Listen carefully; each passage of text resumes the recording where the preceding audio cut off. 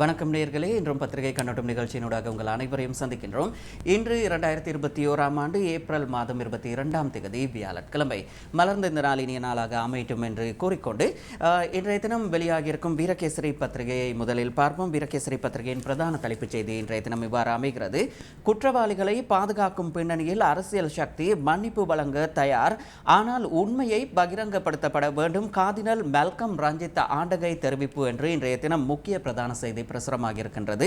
வீரகேசரி பத்திரிகையில் உயிர்த்த ஞாயிறு தின தாக்குதலுக்கு நேற்றுடன் 2 வருடங்கள் பூர்த்தியாகும் நிலையில் நேற்றைய தினம் கொழும்பு கொச்சிக்கடை தேவாலயத்தில் இடம்பெற்ற ஒரு கூட்டத்தின் போது அவர் இதனை தெரிவித்திருக்கின்றார். அதன் போது அவர் மேலும் தெரிவிக்கையில், உயிர்த்த ஞாயிறு தாக்குதலுடன் தொடர்புடைய குற்றவாளிகளை குற்றமற்றவர்களாக்கும் வகையில் முன்னெடுக்கப்படும் செயற்பாடுகளூடாக இதன் பின்னணியில் அரசியல் சக்திகள் காணப்படுகின்றன என்பது தெளிவாகின்றது என்று அவர் குறிப்பிட்டிருக்கின்றார். குண்டு தாக்குதல் தொடர்பாக இதுவரையிலும் விசாரணைகள் முன்னெடுக்கப்பட்டாலும் குற்றவாளிகளுக்கு தகுந்த தண்டனை வழங்கப்படவில்லை என்றும் அதனை உடனடியாக மேற்கொள்வதற்கு நடவடிக்கை எடுக்க வேண்டும் என்றும் மெல்கம் ரஞ்சித் ஆண்டகை தெரிவித்திருக்கின்றார்.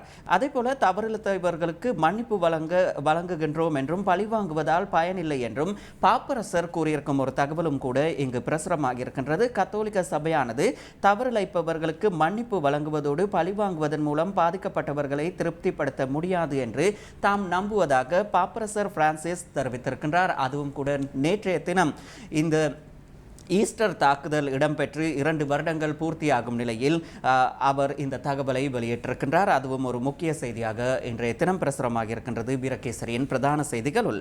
அதனைத் தொடர்ந்து மற்றொரு செய்தியை நாம் பார்ப்போமேயானால், ஈஸ்டர் தாக்குதல் விவகாரத்தால் சபையில் அல்லோல கல்லோலம் என்று குறிப்பிடப்பட்டிருக்கின்றது. ஆளும் எதிர்க்கட்சி எம்பிக்கள் கடும் கூச்சல் குழப்பம் என்று குறிப்பிடப்படும் ஒரு தகவல். அதாவது நேற்றைய தினம் நாடாளுமன்றத்தில் ஆளும் தரப்பினரும் அதே போல எதிர்த்தரப்பு நாடாளுமன்ற உறுப்பினர்கள் கூச்சலிட்டு கோஷம் எழுப்பி நாடாளுமன்றத்தில் குழப்பம் ஏற்படுத்தியதாக குறிப்பிடப்பட்டிருக்கின்றது. சபை அமர்வுகள் 10 நிமிடத்திற்கு ஒத்திவைக்கப்பட்டதாகவும் தெரிவிக்கப்பட்டிருக்கின்றது. ஈஸ்டர் தாக்குதல் நடத்தப்பட்டதோடு நேற்றுடன் 2 ஆண்டுகள் நிறைவடைந்துள்ள நிலையில் அதனை அனுஷ்டிக்க சபைக்குள் வந்த ஆளும் எதிர்க்கட்சி உறுப்பினர்களுக்கு இடையில் கடும் வாக்குவாதம் ஏற்பட்டதுடன் உறுப்பினர்கள் சபை நடுவே குதித்து சபை அமர்வுகளை குழப்பினார்கள் என்று குறிப்பிடப்பட்டிருக்கின்றது.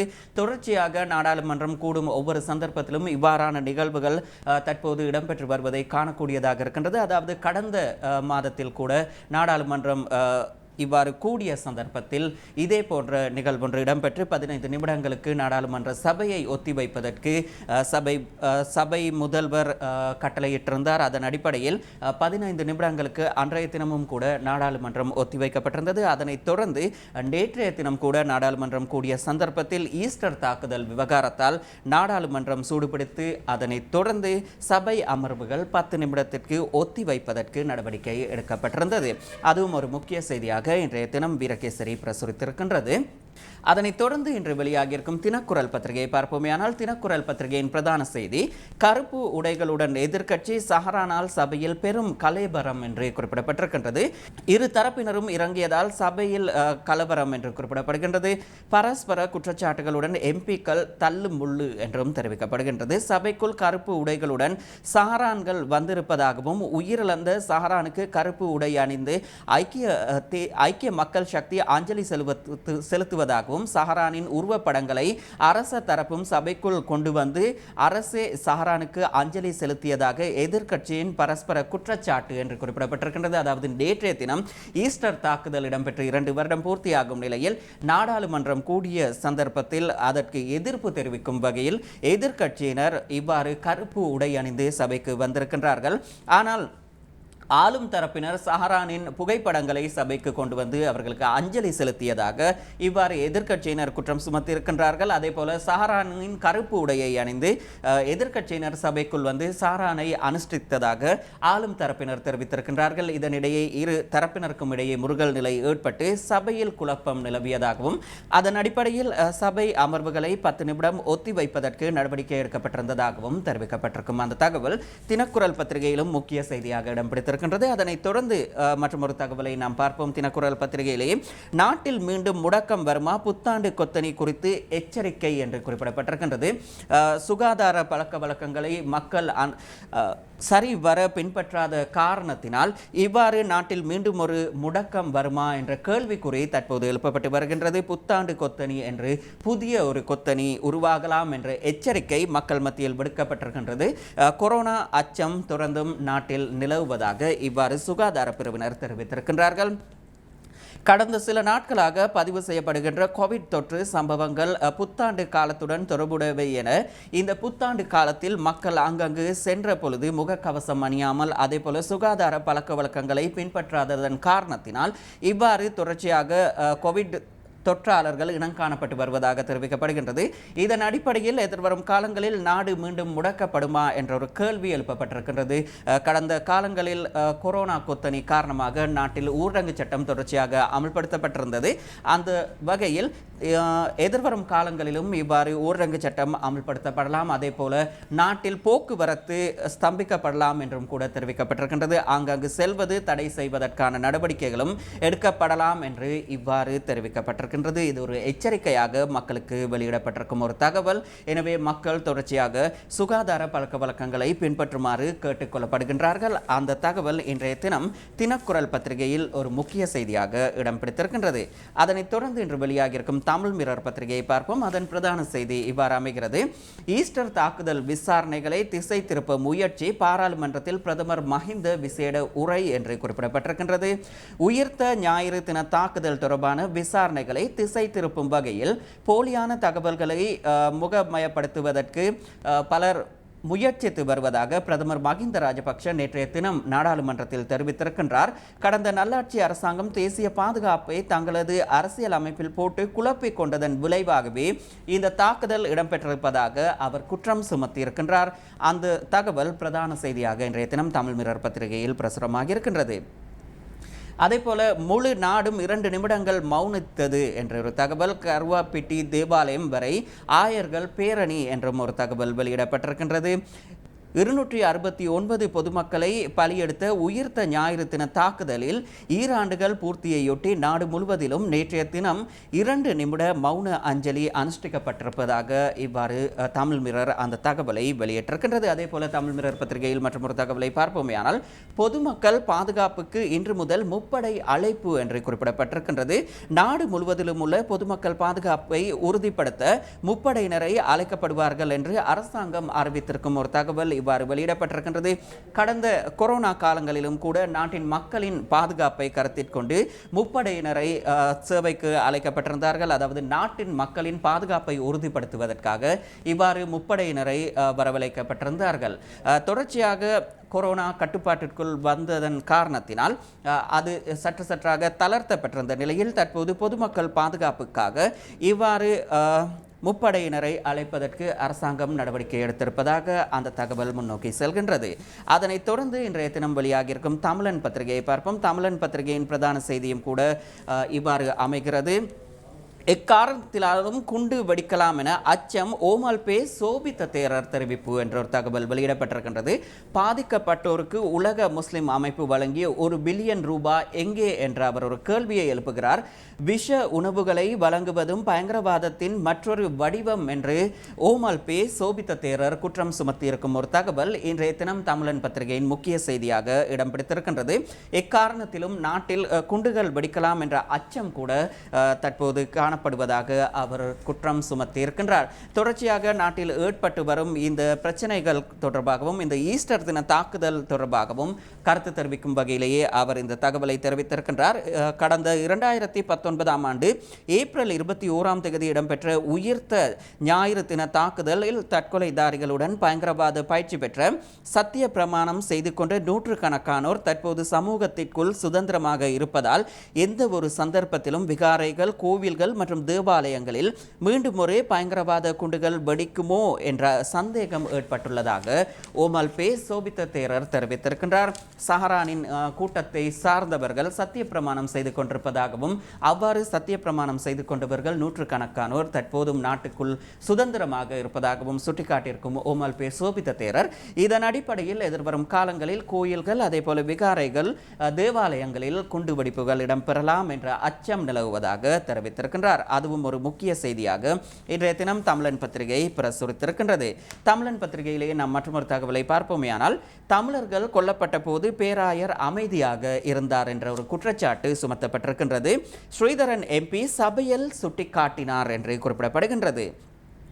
தமிழ் இளைஞர்களை வாழ முடியாத நிலைக்கு தள்ளப்பட்ட சந்தர்ப்பத்திலும் நாட்டில் பயங்கரவாத தடை சட்டத்தின் ஊடாக கைது செய்யப்பட்டு அவர்கள் கொல்லப்பட்ட சந்தர்ப்பங்களிலும் கூட ஆயர் மெல்கம் கார்தினல் ரஞ்சித் தாண்டகை அமைதியாக இருந்தார் என்று இவ்வாறு ஸ்ரீதரன் எம்பி நேற்றைய தினம் நாடாளுமன்றத்தில் தெரிவித்திருக்கின்றார். அந்த சந்தர்ப்பத்தில் இவர் அமைதியாக இருந்து தமது மக்களுக்கு ஒரு பிரச்சனை வந்த சந்தர்ப்பத்தில் இவ்வாறு கோஷம் எழுப்பிக் கொண்டிருக்கின்றார் என்று ஸ்ரீதரன் எம்பி குற்றம் சுமத்தி இருக்கின்றார். எந்த வகையில் இது நியாயம் என்று அவர் கேள்வி எழுப்பியிருக்கின்றார். அது ஒரு முக்கிய செய்தியாக தமிழன் பத்திரிகை பிரசுரித்திருக்கின்றது. இறுதியாக இன்றைய தினம் வெளியாகியிருக்கும் தினகரன் பத்திரிகையை பார்ப்போம். தினகரன் பத்திரிகையின் பிரதான செய்தி இவ்வாறு அமைகிறது. பொதுமக்களுக்கு சேவை வழங்கும் அரச நிறுவனங்களில் வினைத்திறனை மேம்படுத்த நேரடி கண்காணிப்பு அவசியம் என்று இவ்வாறு ஜனாதிபதி கோட்டாபய ராஜபக்ஷ தெரிவித்திருக்கின்றார். ஊழலை நிறுத்த தொழில்நுட்பத்தை பயன்படுத்த அறிவுரை. அதேபோல ராஜாங்க அமைச்சர்களுடனான சந்திப்பின் போது ஜனாதிபதி இதனை தெரிவித்தார் என்று தினகரன் பத்திரிகை பிரதான செய்தியில் குறிப்பிட்டிருக்கின்றது. பொதுமக்களுக்கு சேவை வழங்கும் அரச நிறுவனங்களின் மூலம் மக்களின் எதிர்ப்புகளை நிறைவு செய்து கொள்ள முடியாது என்ற குற்றச்சாட்டுகளுக்கு முற்றுப்புள்ளி வைக்க வேண்டும் என ஜனாதிபதி கோட்டாபய ராஜபக்ஷ சுட்டிக்காட்டியிருக்கின்றார். கோவிட் தொற்று காலத்திலும் கூட சுபீட்சத்தின் நோக்கு கொள்கை பிரகடனத்தினால் குறிப்பிடப்பட்ட பல்வேறுபட்ட விடயங்களை நிறைவு செய்யப்பட்டுள்ளதாகவும் அவர் தெரிவித்திருக்கின்றார். மக்களிடம் காணப்படும் மனக்குறைகள் காரணம் சில அரச நிறுவனங்களில் நிலவுகின்ற செயற்திறனற்ற சேவை, ஊழல், தாமதம் போன்றவை ஆகும் என்று சுட்டிக்காட்டியிருக்கின்றார். எனவே ஊழலை நிறுத்த தொழில்நுட்பத்தை பயன்படுத்துவதற்கு அரச நிறுவனங்களில் நடவடிக்கை எடுக்கப்பட வேண்டும் என்று ஜனாதிபதி கோட்டாபய ராஜபக்ஷ சுட்டிக்காட்டியிருக்கின்றார். அது ஒரு முக்கிய செய்தியாக இடம் பிடித்திருக்கின்றது தினகரனில். மற்றொரு செய்தியை நாம் பார்ப்போமே. ஆனால் தடுப்பூசி ஏற்றிய மூவர் குருதி உறைவால் மரணம் என்று முதற் தடவையாக சுகாதார அமைச்சர் பவித்ரா தேவி வன்னியாராச்சி அவர்கள் தெரிவித்திருக்கின்றார்கள். சஜித்தின் கேள்விக்கு பதில் அளிக்கும் போது நாடாளுமன்றத்தில் இவ்வாறு சுகாதார அமைச்சர் பவித்ரா தேவி வன்னியாராச்சி தெரிவித்திருக்கின்றார். கோவிட்-19 தொற்றுக்கு எதிராக தடுப்பூசியை செலுத்திக் கொண்டு 3 பேர் இரத்த உறைவு காரணமாக இலங்கையில் உயிரிழந்துள்ளதாக சுகாதார அமைச்சர் நேற்றைய தினம் தெரிவித்திருக்கின்றார். பாராளுமன்றத்தில் நேற்று புதன்கிழமை எதிர்க்கட்சித் தலைவர் சஜித் பிரேமதாஸ் கோவிட்-19 தடுப்பூசிகளை செலுத்திக் கொண்டவர்களில் உயிர் பாதிப்பு ஏற்பட்டுள்ளதா என எழுப்பிய கேள்விக்கு பதிலளிக்கும் வகையிலேயே சுகாதார அமைச்சர் இதனை தெரிவித்திருந்தார். எவ்வாறாயினும் கடந்த சில தினங்களுக்கு முன்னதாக அரசு வைத்தியர் அதிகாரிகளின் சங்கம் கூட இதே தகவலை வெளியிட்டிருந்தார்கள். அவர்கள் தெரிவித்திருந்தார்கள், இதுவரையிலும் பலர் இவ்வாறு இந்த தடுப்பூசி ஏற்றப்பட்டதன் பின்னர் குருதி உறைவால் அவர்கள் மரணம் அடைந்திருப்பதாக தெரிவிக்கப்பட்டிருந்தது. நாட்டில் தற்போதும் இந்த தடுப்பூசி தொடர்பாக ஆய்வுகளை மேற்கொள்வதற்கான ஒரு நிபுணர் இல்லை என்றும் தற்போது வேறொரு துறையை சார்ந்த ஒரு நிபுணர் நியமிக்கப்பட்டிருக்கின்றார் என்றும் அவர்கள் குறிப்பிட்டிருந்தார்கள். அதுவும் ஒரு முக்கிய விடயமாக அமைந்திருந்தது. அந்த விடயத்தையும் ஞாபகப்படுத்திக் கொண்டு நாம் இன்றைய பத்திரிகை கண்ணோட்டம் நிகழ்ச்சியில் அடுத்ததாக நாட்டில் இன்றைய தினம் காலநிலை எவ்வாறு அமைகின்றது என்ற விடயத்தை பார்ப்போம். அதனை தெரிந்து கொள்வதற்காக நாம் தற்போது தொலைபேசி மூலம் தொடர்பினை ஏற்படுத்துகின்றோம் இலங்கை வளிமண்டலவியல் திணைக்களத்தின் சிரேஷ்ட வானிலை அதிகாரி முகமது சாலிஹின் அவர்களுடன். மத்திய சப்ரகமுக மேல், வடமேல், வடமத்திய, தென் மற்றும் உவ மாகாணங்களின் பல இடங்களில் பிற்பகல் 2 மணிக்கு பின்னர் மழை அல்லது இடியுடன் கூடிய மழை பெய்யக்கூடும். மத்திய சப்ரகமுக மேல், தென் மற்றும் உவ மாகாணங்களின் சில இடங்களில் 75 மில்லிமீட்டர் வரையிலான ஓரளவு பலத்த மழை பெய்யலாம் என எதிர்பார்க்கப்படுகின்றது. மேல் மாகாணத்திலும் அத்துடன் காலி மற்றும் மாத்தறை மாவட்டங்களிலும் காலை வேளையிலும் சிறிதளவு மழை பெய்யக்கூடும். பலத்த காற்று மின்னல் தாக்கங்களும் ஏற்படக்கூடிய சந்தர்ப்பங்களில் பொதுமக்கள் அவதானத்துடன் செயற்படுமாறு கேட்டுக்கொள்ளப்படுகின்றனர். கடல் பிராந்தியங்களை பொறுத்தவரையில் புத்தளம் தொடக்கம் கொழும்பு, காலி, ஹம்பாந்தோட்டை ஊடாக பொத்துவில் வரையான கடல் பிராந்தியங்களின் சில இடங்களில் மழை அல்லது இடியுடன் கூடிய மழை பெய்யக்கூடும். நாட்டை சூழ உள்ள கடல் பிராந்தியங்களில் மணித்தியாலத்துக்கு 25 முதல் 35 கிலோமீட்டர் வேகத்தில் தென்மேற்கு திசையிலிருந்து காற்று வீசும்.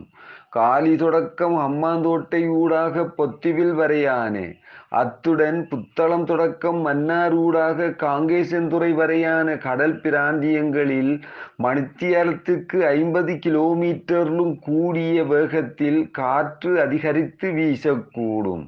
இக்கடல் பிராந்தியங்கள் இடைக்கிடையே கொந்தளிப்பாக காணப்படும்.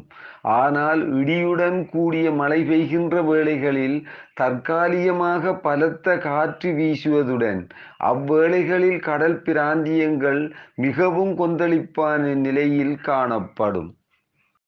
அது இன்றைய நாட்டின் காலநிலை தொடர்பான தகவல்கள். அந்த தகவல்களை எமக்கு வழங்கியிருந்தார் இலங்கை வளிமண்டலவியல் திணைக்களத்தின் சிரேஷ்ட வானிலை அதிகாரி முகமது சாலிஹின் அவர்கள். அந்த தகவல்களோடு இன்றைய பத்திரிகை கண்ணோட்டம் நிகழ்ச்சியிலிருந்து விடைபெற்று செல்கின்றோம். மீண்டும் நாளையும் சந்திப்போம். வணக்கம்.